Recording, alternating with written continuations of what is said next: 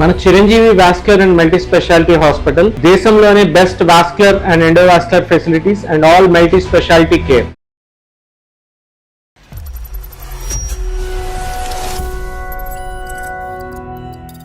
పెళ్లి ముందు ఒక కండిషన్ పెట్టారండి, పెళ్లి అయిన తర్వాత వాళ్ళ ఇంటికి ఇల్లరికం రామన్నారండి. ఏదో బాగుందని చెప్పేసి మంచిగా అనుకున్నాను. ఈ లోపల ప్లాన్ రివర్స్ అయింది సార్. ఏంటో జాబ్ మానేమన్నారండి. మరి ఏం చేయమన్నారు? వంట జీవితం తోలుబొమ్మలాట అయింది. ఆమె వచ్చి మా ఇంటి దగ్గర 1 రోజులు ఉంది సార్. ఉన్న తర్వాత ఆమె మళ్ళీ రివర్స్ కేసు పెట్టింది సార్, డొమెస్టిక్ వైలెన్స్. వాళ్ళ డొమెస్టిక్ లో మీరు ఏం వైలెన్స్ చూపెట్టారు? లేడీస్ కి ఎలా జరుగుతా ఆ లేడీస్ పాయింట్ ఆఫ్ నేను ఎప్పుడు ఇంట్లో లేడీ కింద ఉన్నాను, ఒక జిన్ను కింద లేను అక్కడ. అది చూసి నవ్వుడు మళ్ళీ ఇది చూడరా ఎట్లా ఉన్నాడు ఆడింగ్ వాళ్ళగా. కాంప్రమైజ్ ఎందుకు అయ్యారు అసలు మీరు ఇల్లరికానికి? ఆ అందం చూసి పడిపోయింది సార్. ఆ అందము ఆ ఆస్తి అని చెప్పి ఒక కాలర్ ఎగరేసుకున్నప్పుడు కలర్ దించుకోవాల్సి వచ్చింది. మీరు చెప్పేది ఏంటంటే ప్రవీణ్ ఒక మంచి భర్త కాదు, ఒక మంచి పనోడు. ఇప్పుడు ఎక్కడున్నారండి మీరు? పుట్టిల్లైనా పుట్టిల్లైనా ఇది ఇక్కడే సార్. డైవర్స్ అప్లై చేసుకోవాలా? ఓకే చెప్తున్నావా లేదా? ఇంటికి రా, ఫస్ట్ ఇంటికి వచ్చి మాట్లాడు. నేను నీ ముందు నుండి మాట్లాడలేను నేను. ముందు మాట్లాడు. అందుకని నేను అందమైన జీవితం వాళ్ళకి మెయిల్ పెట్టినా. ఏం చేస్తారు వాళ్ళు? ఏం చేస్తారు? గిన్నెలు కడగాలి, మేము బయటకు వెళ్తాం, వంట చేయాలి, బట్టలు ఉతకాలి. మేడం అవన్నీ ఎవరికి చేస్తుంది మేడం? ఇంటికే కదా చేసేది, బయటికి అయితే చేస్తారు. మీ పెళ్లిలో ఇతనికి ఏమన్నా మాప్ స్టిక్, చీపురు కట్ట ఇవేమైనా గిఫ్ట్ల కింద ఇచ్చారమ్మా ఇతనికి? అన్ని మీరు అంటున్నారు. మేము ఆడవాళ్ళం వెళ్ళి అత్తగారి ఇళ్లలో ఇన్ని పనులు చేస్తున్నాం. మరి మాకు అప్పుడు బరువు అనిపించదా? మేము చేస్తానేమా సార్? మీరు పెట్టి నేను చచ్చిపోతాను అది అంటే మా చచ్చిపెట్టోడు పెళ్లి ఎందుకు చేసుకున్నావు? ఏదో కేసు పెట్టావంట కదమ్మా. తను ఇంటికి వెళ్ళిపోయి నేను రాను దారిలోకి వస్తాడన్నా. అతను ఎందుకమ్మా కుక్క పిల్ల చైన్ వేసి కట్టేసావు ఇంట్లో? వెళ్ళిపోనివ్వరాదు, అతను డివోర్స్ కావాలనుకుంటున్నాడు. ఓకే, నువ్వు ఎలా అనుకుంటావు? ఇప్పుడు ఎందుకు ఇస్తాను నీకు డైవర్స్? నేను మీ ఆడంతో చాలా మాట్లాడక కష్టం. కాలు వేస్తే ఏలిపిస్తారు, ఏలిపిస్తే కాలు వేస్తారు.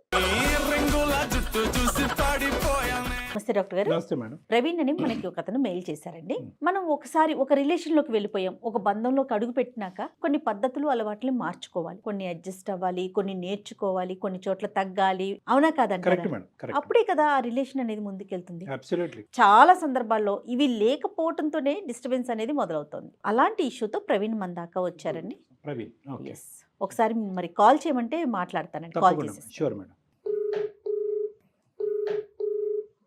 హలో, నమస్తే అండి. ప్రవీణ్ గారా మాట్లాడేది? అవునండి, నేను జయానండి, సుమన్ టీవీ అందమైన జీవితం ప్రోగ్రామ్ నుంచి కాల్ చేస్తున్నాను. నాతో పాటు డాక్టర్ కళ్యాణ్ చక్రవర్తి గారు ఉన్నారు, ఒకసారి మాట్లాడండి. నమస్తే సార్, బాగున్నారా సార్? బాగున్నాను సార్. ప్రవీణ్ గారు చెప్పండి సార్. ఒక చిన్నది అంటే చిన్నది కాదండి, పెద్ద సమస్య. అది చెప్పకూడదు, చెప్పాలో కూడా తెలియదు. మీ సమస్య ఏంటో చెప్పండి, చక్కటి పరిష్కారం కళ్యాణ్ గారు సూచిస్తారు. నా భార్య పేరు సునీత అండి. నాకు మ్యారేజ్ అయ్యి 4.5 years అయిందండి. ఓకే. ఒక 2 years పాప కూడా ఉంది. మీరేం చేస్తుంటారండి? సేల్స్ ఎగ్జిక్యూటివ్ అండి. ఓకే. అరేంజ్డ్ మ్యారేజా లేకపోతే లవ్ మ్యారేజా మీది? అరేంజ్ మ్యారేజ్ అండి. తను ఏమన్నా చేస్తుందండి? వైఫ్ ఏమన్నా జాబ్ చేస్తుందా? ఏం లేదండి, హౌస్ వైఫ్. మా భార్య పెద్ద అండి, నేను ఇంటికి పెద్దలు ఉండండి సార్. వాళ్ళకి పెళ్లి ముందు ఒక కండిషన్ పెట్టారండి, పెళ్లి అయిన తర్వాత వాళ్ళ ఇంటికి ఇల్లరికం రామన్నారండి. అంటే వాళ్ళు ఏమి కంపల్షన్ గా ఏం పెట్టలేదు కదా? లేదు సార్, నా ఇష్టమై కూడా వెళ్ళాను. వాళ్ళ కండిషన్స్ ఇల్లరికం ఒకటి, రెండోది జాబ్ మానేమన్నారండి. మరి ఏం చేయమన్నారు? వంట లోన్ గా బిజినెస్ పెడతా అన్నారు. ఆ బిజినెస్ నేను చూసుకోవాలంటే 10 lakhs పెడతా అన్నారు. మేము వచ్చి 3 brothers అండి, నేను మధ్యలో ఉన్నాండి. ఫస్ట్ ఇల్లరికం అంటే మా వాళ్ళు ఒప్పుకోలేదు. Right sir. ఒప్పుకోపోతే నేను ఇళ్ళలో మా వాళ్ళు ఒప్పించాను. వాళ్ళ ఇంటికి వెళ్ళిన తర్వాత మొత్తం మొదలైంది సార్. అసలు కథ మొదలైంది అక్కడికి వెళ్ళాక.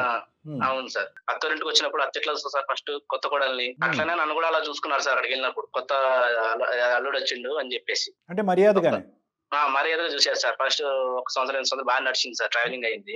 1 or 2 years రెస్పెక్ట్ అయితే బానే ఉంది సార్. ఏదో బాగుందని చెప్పేసి మంచిగా అనుకున్నాను సార్. ఈ లోపల ప్లాన్ రివర్స్ అయింది సార్. ఏంటో వాళ్ళ ఇంటి పనులు నాకు చెప్తున్నారు సార్ అన్ని. ఏంటండి ఇంటి పనులా? అవును సార్. అదే నేను అన్నాను కదా ఇందాక, వంట పని అని అన్నాను. అంటే ఇంటి పని అంటే అన్ని సార్, అన్ని చెప్పకూడదు ఏం సార్. టాయిలెట్స్ కూడా శుభ్రం చేపిస్తున్నారు. లేడీస్ బట్టలు కూడా వేసి నన్ను ఉంచుకుంటే ఎట్లా సార్? నాకు మీరు రిజైన్ చేస్తారా అన్నమాట నిలబెట్టుకోవటం గురించి? ఏం చేస్తాం సార్ మరి? ఇంకా బయట మార్కెట్కి వెళ్ళా గానీ ఒక రేట్ బట్టి ఏమంటారు సార్, ఎక్కువ పెట్టాలంటే ఎక్కువ ఎందుకు పెట్టావు నువ్వు, అదేండి, ఆ రూపాయి ఏమైంది అని అడుగుతారు సార్. జీవితం తోలుబొమ్మలాట అయింది. మీ మిస్సెస్ వాళ్ళు ఎంతమంది అండి? అమ్మాయి ఒక్కతేనా? లేదు సార్, ఆమెకు ఒక చెల్లెలు ఉంది. ఆమెకి చెల్లెలు ఉంది. అమ్మాయికి పెళ్ళయిందా? చెల్లి పెళ్లి కూడా నేనే చేయాలి. అతన్ని కూడా ఇల్లరికమే తెచ్చుకుంటారా? అది తెలియదండి, పోయి బాయిలో కప్ప కింద అయిపోయాను. Too late. అయినా కానీ 1 or 2 years బాగున్న వాళ్ళు సడన్ గా 2 years తర్వాత అలా మారటానికి కారణం ఏంటి? నాకు అర్థం కాక కదా సార్, మీకు మీరు పెట్టాలొద్దా ఏమన్నా మీ పాయింట్ ఆఫ్ వ్యూ లో మీ సైడ్ నుంచి ఏమైనా ఫాల్ట్ ఉందా? ఇప్పుడు అనుకుంటున్నాను సార్, ఎందుకు వచ్చానా ఇల్లరికి వాళ్ళ కింద అని. ఇప్పుడు బాధపడుతున్నారు మీరు ఎందుకు ఎదిరించట్లేదు? మీరు ఎందుకు దేనికి అంత భయపడుతున్నారు? పాప ఉంది కదా సార్, 2 years పాప ఉంది. ఆ పాపను ఎలాగెళ్ళమంటారు సార్? మీరు ఎదిరిస్తే కనుక పాపను వాళ్ళు తీసుకుని మిమ్మల్ని బయటకు నెట్టేస్తారని భయం మీకు?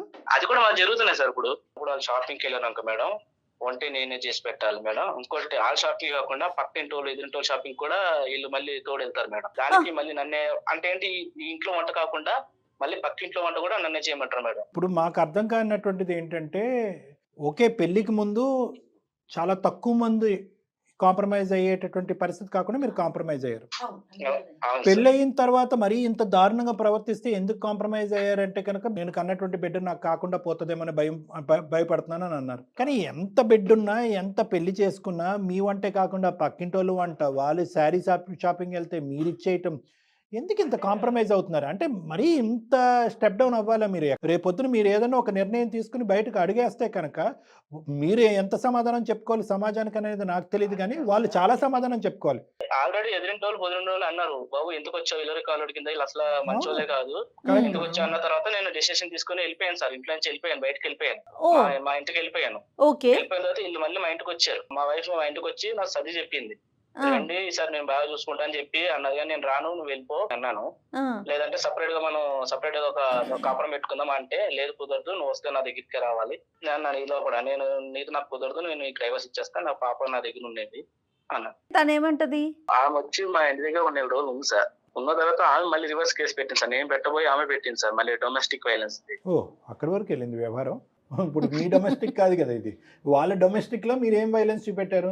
నేను కొట్టడం, తిట్టడము అవన్నీ చేశానండి సార్. గిన్నెలు సరిగ్గా తోమకుండా ఉండటం, టైంకి చపాతీలు చేయకపోవటం, ఏమన్నా తేడా అండి బాబు? ఇక్కడ ఎవరు లేకపోతే మళ్ళీ వాచ్మెన్ డ్యూటీ కూడా నాకేసి ఇవ్వదు సార్. అన్ని నాయే సార్, వాచ్మెన్ కానించి మళ్ళీ పని మనిషి వంట నేనే వండుతాను సార్, అన్ని నేనే సార్. మీరు పెట్టాలి గృహహింస చట్టం. పక్కేమో పాప ఏడుస్తుంది, ఆ పాపను చూసుకోదు. ఎట్లా మేడం ఈమెతో నేను వేగేది? వాళ్ళు చూసి నవ్వుడు మళ్ళీ, చూడరా ఎట్లా ఉన్నాడు ఆడింగోలాగా అని అంటారు సార్. మళ్ళీ ఏంటి సార్ ఇది, లేడీస్ కి ఎలా జరుగుతా లేడీస్ పాయింట్ ఆఫ్ నేను ఇప్పుడు ఇంట్లో లేడీ కింద ఉన్నాను, ఒక జిందు కింద లేను అక్కడ. మీ ఇంట్లో మామగారు ఉన్నారండి, ఆయన కూడా ఇల్లరికమే వచ్చాడా? చెప్పాలా, మామగారికి నాకు పరిచయమే లేదండి అసలు. మీకు వలేశారు, మీరు పడ్డారు అంతే. ఇప్పుడు మీ పేరెంట్స్ ఏమంటారండి? మా అమ్మ చెప్పినా నాన్న చెప్పినా తిడతారు. అప్పుడు చెప్పాను కదా చిలక చెప్పినట్టు, వెళ్ళావు ఇప్పుడు ఏమైంది చూసేమంటారు సార్. మాట ఇప్పుడు ఇటు చెప్తే ఇటు బాధ, ఏది ఇల్లరికి వాళ్ళ కింద నువ్వే వస్తున్నావు కదా, ఇప్పుడు వచ్చావు కదా, మరి ఇట్లా మరి ఇట్లా చేస్తే ఎట్లా అని అంటారు. మరి వీళ్ళు బాధ. నాకు అటు చెప్పుకోలేకపోతున్నా సార్, ఇటు చెప్పుకోలేకపోతున్నా సార్. ఒకసారి చచ్చిపోదామని చెప్పి కూడా వెళ్ళిపోయాను సార్. అయ్యో కాదండి, ఇందాక డాక్టర్ గారు అడిగినట్లుగా ఎంత కాంప్రమైజ్ ఎందుకు అయ్యారు అసలు మీరు పెళ్లికి, అంటే ఇల్లరికానికి? ఆ అందం చూసి పడిపోయాను సార్. ఆ అందము, ఆ ఆస్తి అని చెప్పి ఒక కాలర్ ఎగరేసుకున్నప్పుడు కాలర్ జీన్సుకోవాల్సి వచ్చింది. ఎంత అమ్మాయి అందమైనా కూడా ఉదయం నుంచి సాయంకాలం వరకు గిన్నెలు కడుక్కోవడానికి రెడీ అయిపోతారా తమ్ముడు? అంటే ఈయన అంత ఎక్స్పెక్ట్ చేయలేదు పెళ్లికి ముందు, అంతేనండి? సో మీరు చెప్పేది ఏంటంటే ప్రవీణ్ ఒక మంచి భర్త కాదు, ఒక మంచి పనోడు. సరే నష్టం అయితే జరిగింది, ఇప్పుడు వచ్చిన కష్టం ఏంటి చెప్పండి? లాయర్ దగ్గరికి వెళ్ళి మీరు డైవర్స్ తీసుకోవచ్చు కదా, మాకెందుకు ఈమెయిల్ పంపించారు? మేడం ఆమె కూడా ఇస్తలే కదా, మా వైఫ్ కూడా. గృహహింస చట్టం పెట్టేంత వరకే ఉంది, కానీ విడాకులు అయితే కనుక ఇవ్వడానికి ఆవిడ రెడీగా లేదు. లేదు సార్, ఇదే అర్థం కావట్లేదు. ఇంట్లోంచి బయటకు రావడానికి రెడీగా ఉంది ఆవిడ. ఆమె ఒకసారి వస్తానంటుంది, ఒకసారి రానట్టుంది సార్. సో నాకు పాప కావాలి సార్. ఇంకో కండిషన్ సార్, ఇల్లరికం కింద వెళ్ళాం సార్. నాకు బయట నుంచే ఒక అదే నేను చెప్పాను కదా, మీ వైఫ్ మారాలి, ఇల్లరికం అనేటటువంటి సబ్జెక్ట్కి ఇంకా ఫుల్ స్టాప్ పెట్టాలి. లేదు వీటిలో ఎటువంటి మార్పు రాలేదు అంటే కనుక నాకు డైవర్స్ కావాలి. ఒకప్పుడు డైవర్స్ తీసుకునేటటువంటి పరిస్థితి వస్తే కనుక పాపతో పాటు నేను బయటకు వెళ్ళాలి. అవును సార్. నవ్వుతున్నాము, కొన్ని జోక్స్ వేసుకుంటున్నాం అంటే అనుకోవద్దు. ఎందుకు ఆ విధంగా మాట్లాడవలసిన పరిస్థితి ఏంటనేది కూడా చెప్తున్నాను. ఇది చాలా అన్యూజువల్ గా జరిగినటువంటి పరిస్థితి. బి, అంత కాంప్రమైజ్ అవ్వకుండా ఉండవలసింది మీరు. సి, ఇది ఆదిలోనే బ్రేక్ చేయవలసింది. డి, మీ అమ్మగారు నాన్నగారు అందరూ కూడా వద్దురా ఇది కరెక్ట్ కాదు అంటే కనుక మీరే పోయి అందమనో డబ్బనో చెప్పి మీరు ఒక బొట్లో పడ్డారు. సో ఇక్కడ ఏంటంటే చేసుకున్న వాళ్ళకి చేసుకున్నంత అని అంటాం కదా, ఇక్కడ చాలా వరకు మీ ఇంగితో మీ ఆలోచన భవిష్యత్తు గురించి పూర్తి స్థాయిలో లోతుగా ఆలోచించకుండా ఒరే వెళ్ళి బురుగుబొట్టులో పడ్డాను అన్నట్టుగా మీరు ఒక అడ్వాంటేజ్ తీసుకున్నారు. అది మీ జీవితానికి సంబంధించిన ఒక పెద్ద డిసడ్వాంటేజ్ అయింది. అసలు మెయిన్ స్ట్రాంగ్ ఎవరండి, మీ వైఫా మీ అత్తగారా? వైఫే సార్. సరే ఓకే, మేము మాట్లాడతాము. కానీ ఆవిడ అప్పుడు ఇక్కడ మీరు చూపెట్టేటటువంటి ఈ కుటుంబానికో ఆవిడ అందానికో ఆ డబ్బుకో మీరు చూపెట్టేటటువంటి తపనలో ఆవిడ 10వ వంతు కూడా చూపెడుతున్నట్టు నాకు అనిపించలేదు.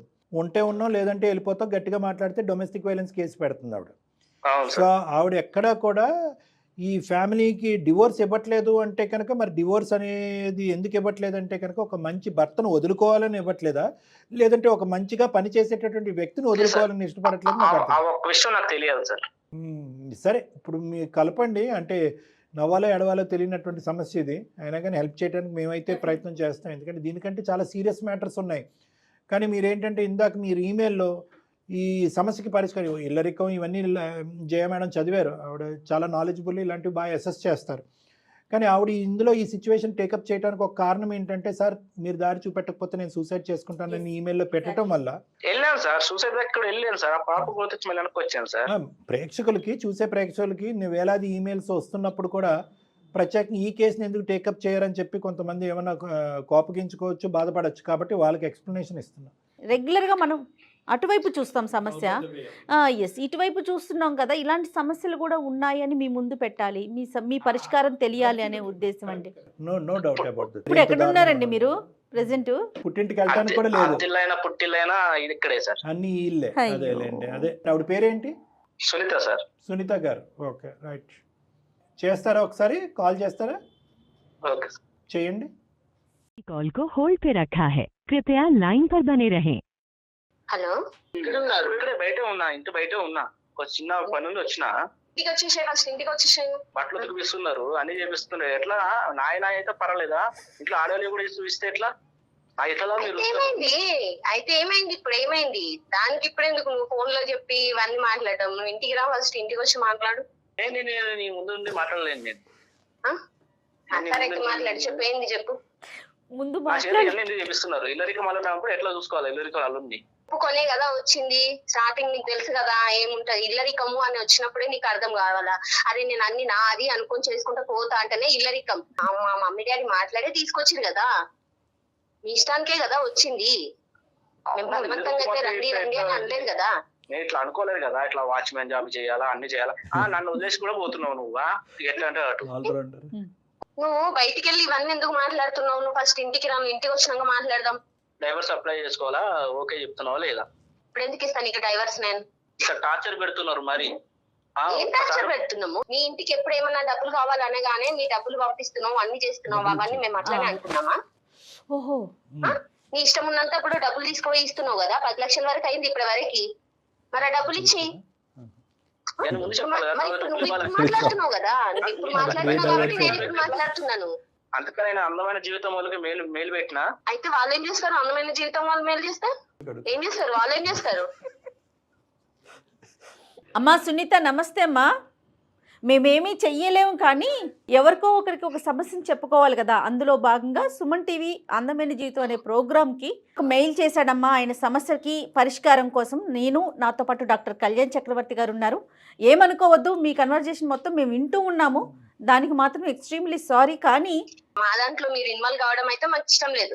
తనకి ఏం తెలియకుండా అయితే రాలే కదా మేడం. మీ వరకు వచ్చి మెయిల్ ఇవ్వడము, మీకు చెప్పుకోవడము, చేయడం అనేది 2 years పాప ఉన్నాక ఇప్పుడు వచ్చి మీకు మెయిల్ పెట్టి నేను అది చేయాలి ఇది చేయాలంటే అంటే సమస్య ఇప్పుడే తీవ్రమైంది కదా తల్లి. మీ అందాన్ని చూసి అతను పాపం మోహించి మిమ్మల్ని పెళ్లి చేసుకున్నాడు.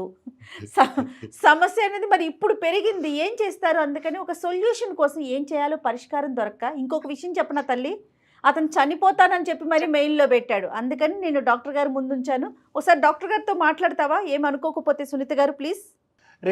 మీరు చెప్పినటువంటి 2 అంశాలు చాలా చక్కటి అంశాలమ్మా. ఒకటి ఏంటంటే ఒప్పందం అనేది ముందే అయింది కదా. ఇప్పటి వరకు అన్ని పనులు చేసి ఏమీ కంప్లైంట్ చేయనటువంటి ఒక వ్యక్తి సడన్గా నేను చచ్చిపోతాను అని చెప్పి మీకు ఈమెయిల్ పంపించడం ఏంటి? ఏదన్నా ఉంటే కనుక 4 గోళ్ల మధ్యన మేము చూసుకుంటాం కదా, మధ్యలో మీరెవరు అని అంటున్నారు. అంతవరకు చాలా చక్కగా మాట్లాడారు. అందులో ఎటువంటి అమ్మా మీ వరకు మీకు అంటే నేను మీ వారిని అడగట్లేదు సునీత, ఎవరిని అడగట్లేదు. మీ వరకు మీకు మీ స్నేహితులు కానీ మీ బంధువులు కానీ మీ దగ్గర చుట్టాల్లో కానీ ఈ పరిస్థితిని ఎక్కడన్నా చూసారా? ఎన్ని ఇళ్లల్లో ముందస్తు ఒప్పంద ప్రకారము ఇల్లరికం వచ్చేటటువంటి మగవాళ్ళు మీ కుటుంబ సభ్యులు మీ ఇరుగు పొరుగులో తెలిసినటువంటి ఒక 10-12 కుటుంబాల్లో ఎంతవరకు ఉంది? ఎంతమంది ముందుగానే అగ్రిమెంట్ చేసుకుని అలా ముందుకు వచ్చారు? ఎంతమంది ఒకప్పుడు అలాంటి వాళ్ళు ఉంటే కనుక ఆ తూచా తప్పకుండా అటువంటి అగ్రిమెంట్ ఫాలో అయ్యేటటువంటి మగవాళ్ళు ఎంతమంది? నీ వరకు ఇది విచిత్రంగా అనిపించట్లేదా? అదొకటి నేను అడుగుతున్నా. నేను బయట ఇంటికి పోయి చేయాలని నేను అనుకోలేదు. ఇల్లరికం అల్లుడు అయితే చేసుకుంటావా, మరి ఇంటికి తెచ్చుకుంటాం, ఇక్కడ ఉండవు అంటే నేను ఒప్పుకున్నాను సార్. గిన్నెలు కడగాలి, మేము బయటకు వెళ్తాం, వంట చేయాలి, బట్టలు ఉతకాలి. మేడం అవన్నీ ఎవరికి చేస్తుంది మేడం? ఎవరికి చేస్తుంది? ఇంటికే కదా చేసేది, బయటకి అయితే చేస్తున్నారు. మీ పెళ్లిలో ఇతనికి ఏమన్నా మాప్ స్టిక్, చీపురు కట్ట ఇవేమైనా గిఫ్ట్ల కింద ఇచ్చారమ్మా ఇతనికి? మనకే అంటే కనుక మనంలో మీరు అందరూ ఉన్నారు, కానీ నీ భాగం ఎంతమ్మా? ఓకే, మగాళ్ళు చేయాలి, ఉద్యోగం లెక్క ప్రకారం ఉద్యోగం మాన్పించారు. అతనేమో వచ్చి గంగిరెద్దులాగా తల ఊపాడు అతను. ఓకే, ఉద్యోగం మాన్పించారు. అప్పుడు ఊపిన తల ఇప్పటికేమైంది సార్? మరి అప్పుడు ఊపింది కదా, వచ్చింది మీ దగ్గరికి. ఊపిస్తారని అతను ఎక్కడ అనుకున్నాడు? కలగన్నాడు అతను ఏమన్నాని? ఇల్లరికం వెళ్ళేటటువంటి మగవాళ్ళకి మేమేం వ్యతిరేకం కాదు, వాళ్ళందరినీ మేమేమి కామెడీ చేయట్లేదు ఇక్కడ. కానీ ఏదో ఒప్పుకున్నాడు కదా అని చెప్పి మొత్తం ఆ ఎజెండా అంతా అతనికి చెప్పేసి మీరు సినిమాలకి షికార్లు అన్ని మీరు అంటున్నారు. మేము ఆడవాళ్ళం వెళ్ళి అత్తగారి ఇళ్లలో ఇన్ని పనులు చేస్తున్నాం, మరి మాకు అప్పుడు బరువంతి కదా, మేము చేస్తానేమా సార్? మొత్తం చరిత్రనే తిరిగి రాసేటట్టున్నాను. కాదమ్మా, ఆనవాయితీ సాంప్రదాయం చెప్తున్నానమ్మా. సహజంగా మీ ఇంట్లో పరిస్థితి ఏంటి? మీ నాన్నగారు చేస్తారా చెప్పండి? మీ నాన్నగారు మా నాన్నగారు మా అమ్మకి ఎప్పటి నుండో చేస్తున్నారు. మా నాన్న ఇప్పుడు అట్లా వెళ్ళలేదే. ఎప్పుడు ఎక్కడ ఎట్లా ఉండాలో అట్లా ఉంటాడు. అట్లా చేసుకుంటానే జీవితంలో ఇప్పటి వరకు మా పిల్లలు మమ్మల్ని పెంచి పెళ్లి మేలు పెట్టి నేను చచ్చిపోతాను అది అంటే మా చచ్చిపెట్టాడు పెళ్లి ఎందుకు చేసుకున్నావు? చచ్చిపెట్టాడు పెళ్లి ఎందుకు చేసుకున్నావు? పంచాయతీ పెళ్లి ఎందుకు చేసుకున్నావు? ఇది పద్ధతి కాదమ్మా, ఇది అస్సలు పద్ధతి కాదు. డబ్బులు కావాలంటే అన్ని డబ్బులు పంపిస్తూనే ఉంటాం, మరి అప్పుడు అది ఎందుకు చెప్పలేదు?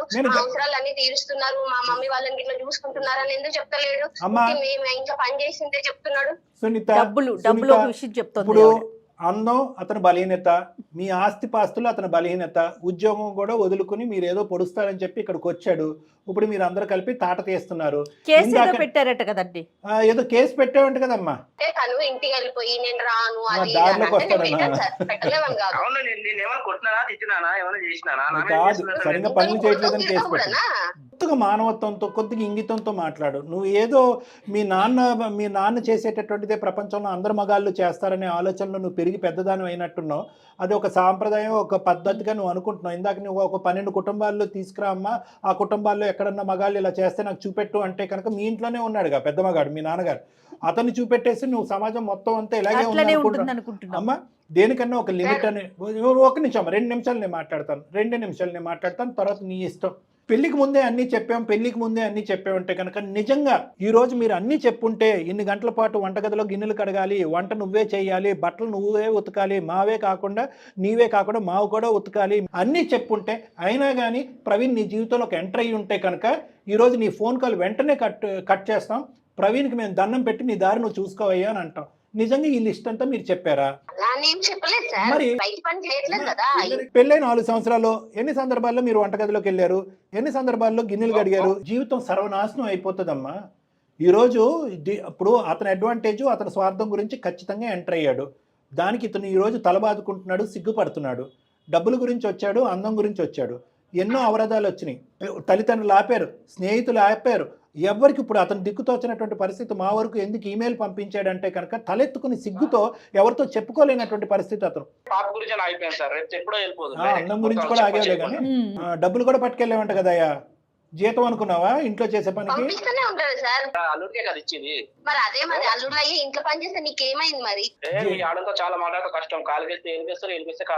అతను ఎందుకమ్మా కుక్క పిల్ల చైన్ వేసి కట్టేసావు ఇంట్లో? వెళ్ళిపోనివ్వరాదు, అతను డివోర్స్ కావాలనుకుంటున్నాడు. ఓకే, నువ్వు ఎలా అనుకుంటా. ఏం చేద్దాం అమ్మా? నేనైతే విడాకులు ఇవ్వను సార్, ఎందుకంటే నాకు ఎలాంటి భర్త కావాలనుకున్నానో అలాంటి భర్త వచ్చింది. ఎట్లా అంటే మా మమ్మీ మా డాడీని ఎట్లా చూసిందో నేను ఆయన అట్లనే చూస్తున్నా.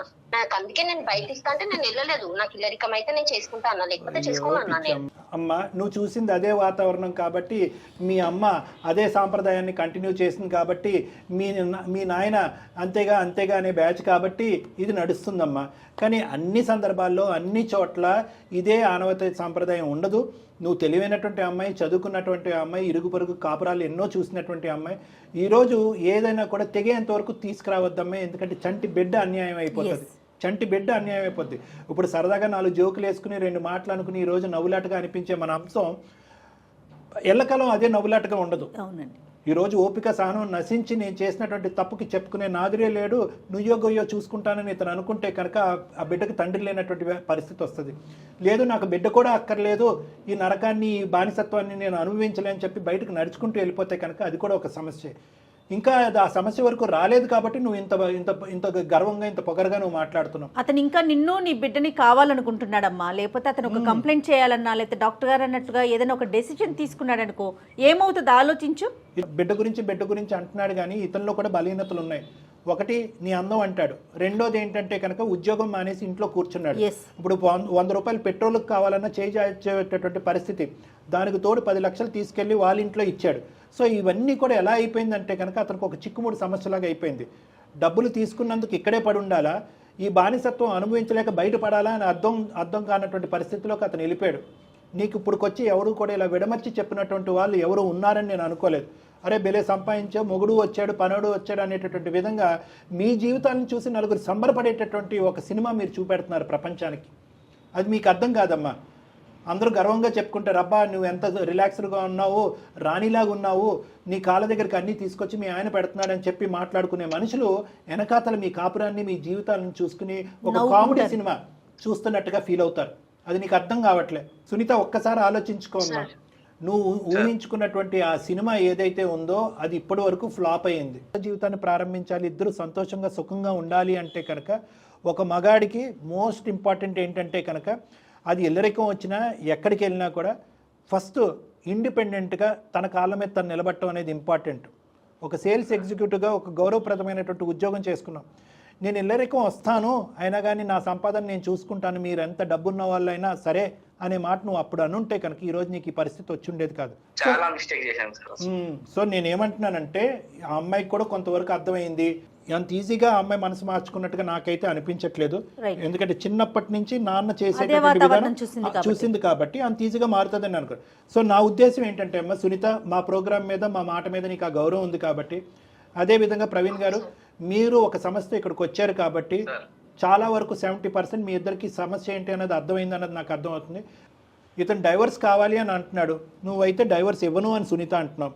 At the end of the day మ్యాండేటరీగా డైవర్స్ కావాలని కూడా ప్రవీణ్ అనలేదు. ఇందాక మాతో చెప్పాడు ఏమంటే కనుక మార్పు వస్తే, నాకు స్వేచ్ఛ వస్తే, నన్ను ఒక మనిషిగా అర్థం చేసుకుంటే, మొగుడుగా నాకు ఒక గౌరవం ఇస్తే, ఈ మార్పులు వస్తే కనుక నేను కంటిన్యూ అవడానికి రెడీ అని కూడా ఇందాక అన్నాడు. కాబట్టి ఇక డైవర్స్ అనేటటువంటి అంశం ఇక్కడి నుంచి డిలీట్ అయిపోయింది.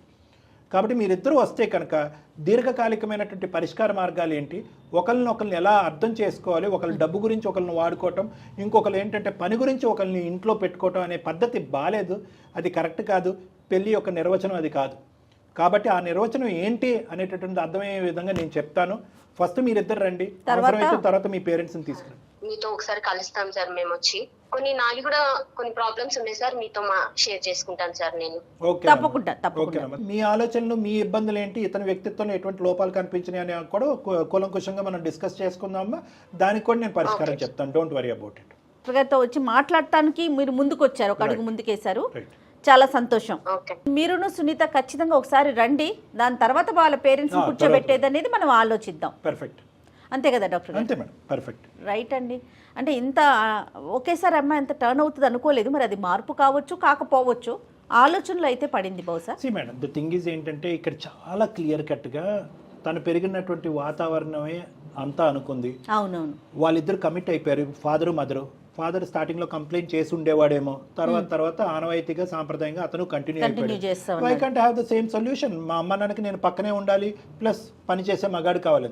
కానీ ఆ అమ్మాయి ఏంటంటే ఎక్కడో ఈ కాన్సెప్ట్లో, అంటే ఒక్క మాటతో నేను కంక్లూడ్ చేస్తాను, ఈ ఎంటైర్ కాన్సెప్ట్లో అసలు భర్త అంటే ఎవరు, భర్త పాత్ర ఏంటి, భర్త అనేటటువంటి వాడు కేవలం అత్తింట్లో ఉంటూ పనులు చేయటం ఒకటే కాదు, అతనికంటూ ఒక వాల్యూ ఉంది, ఒక ఆలోచన ఉంది, ఒక ఇది ఉంది అనేటటువంటి ఆ భర్త అనేటటువంటి కాన్సెప్ట్ పోవటం అనేది ఇక్కడ అవునండి, దురదృష్టకరం. అవును. అంటే అదే వాతావరణంలో ఉండటం Yes, వల్ల absolutely. మెయిన్ అది. రైట్ కళ్యాణ్ గారు, నమస్తే. నమస్తే మేడం.